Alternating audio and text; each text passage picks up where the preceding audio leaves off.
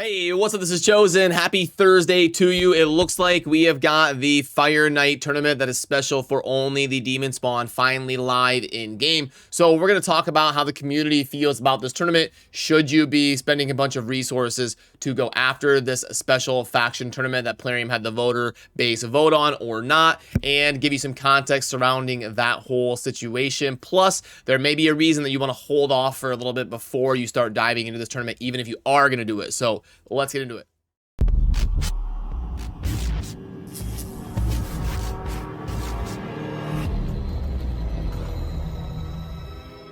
Alrighty, now first of all, I did do a dedicated video here on the channel, I believe yesterday. If you want to check out the deep dive thoughts on the team that I'm going to be using for the Demon Spawn Fire Night, and then going over some other champions as well, that would be good options. A little bit of feedback I saw from the video in the comment section from a few of you was that I did not mention Gorlos. Now, Gorlos could be a pretty decent option, someone I didn't cover.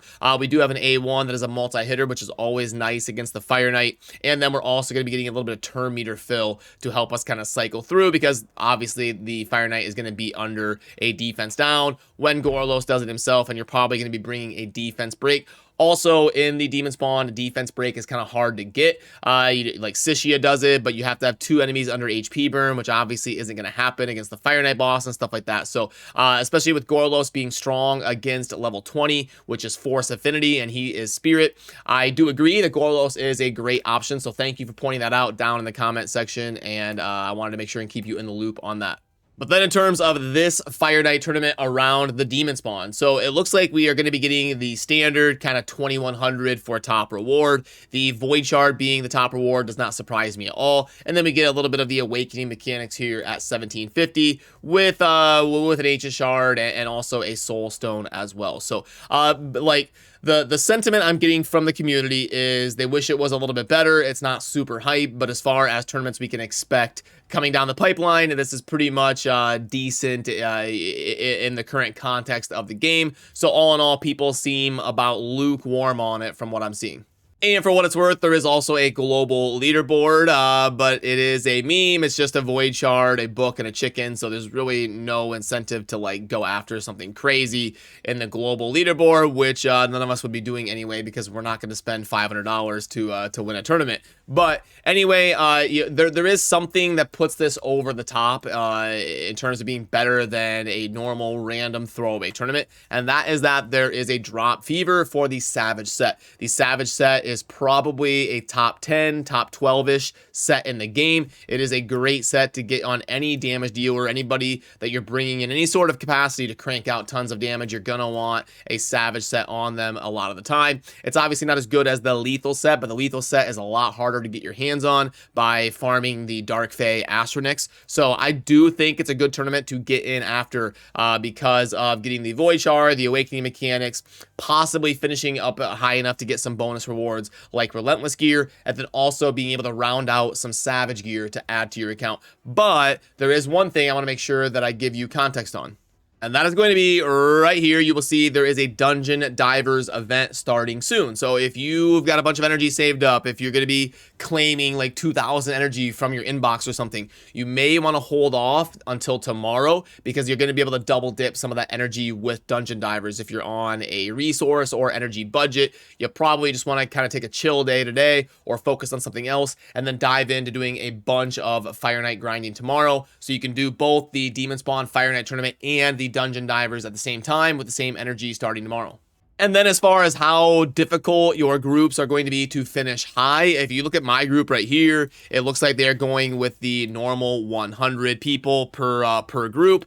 And in my group, as of right now, it looks like we're only getting about 10% participation rate, and only about 3% of people going or looking like they're going to dedicate a realistic amount of energy to it. So should be decently all right for you to finish high enough to get some bonus Ancient Shard and Relentless gear. here, but worth noting there is a lot of RNG in this. Sometimes you can get 2 or 3 whales in your group and you have no chance. Sometimes your group is super inactive and it's very easy to win. So I'm going to guess that most groups are somewhere around like 5% of people willing to really try hard, and somewhere around 10 to 20% of people even participating at all, because it does take some resources for most accounts out there to spend books on some of these champions, or move gear around and spend a bunch of silver to build new artifacts and stuff. So when people see 1 void shard, I doubt that you're going to get a heavy investment. You're really only going to get the people going after it that probably already have the capacity to run in there really quick with a demon spawn team they put together.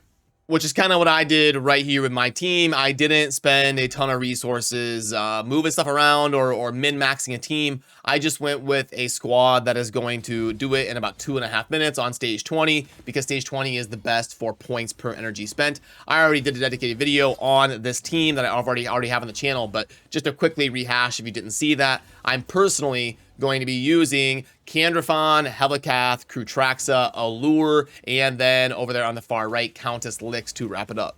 As you can see right there, ends up being a right at 2.5 minute run with the team that I've got right here. And going by the damage numbers, obviously Krutraxa and Candrafon really bringing you home, and everybody else just kind of playing a role within the team. The only thing I would probably change is maybe switch out Helicath for someone like a Magnar. Might be kind of fun to play around with. I don't have one built yet, but I may throw that around as an option.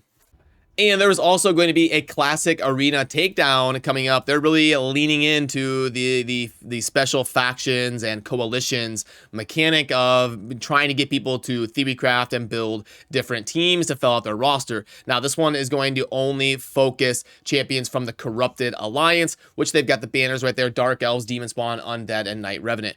I've wondered for a while, kind of like if they would ever do this to spice up the arena, like change it every week. Like only certain factions are allowed this week to go into the arena, so that people constantly have to build new teams to kind of push with and compete with in the arena. But you could probably only do that like for gold and above. You don't want like bronze and silver to have to worry about certain factions when they're just beginning the game and they don't have enough champions built. But up in the higher tiers, and especially in platinum, it might be fun if people were forced to kind of theorycraft and build different teams every week. So I've always wondered if they're gonna maybe think about this at some point, and with a tournament like this, they may be testing it to see how many people are willing to participate in something like that. But I will get a video out breaking down these different factions, talking about a team that I'm going to build for the Classic Arena, and some of the best champions to watch out for in your roster if you're trying to go through these 4 factions to put together a team to get after that tournament. And we'll do the same thing. We'll analyze that tournament when it goes live, and we'll cover it here on the channel. We'll talk about the community sentiment and see if it's worth it and all of that.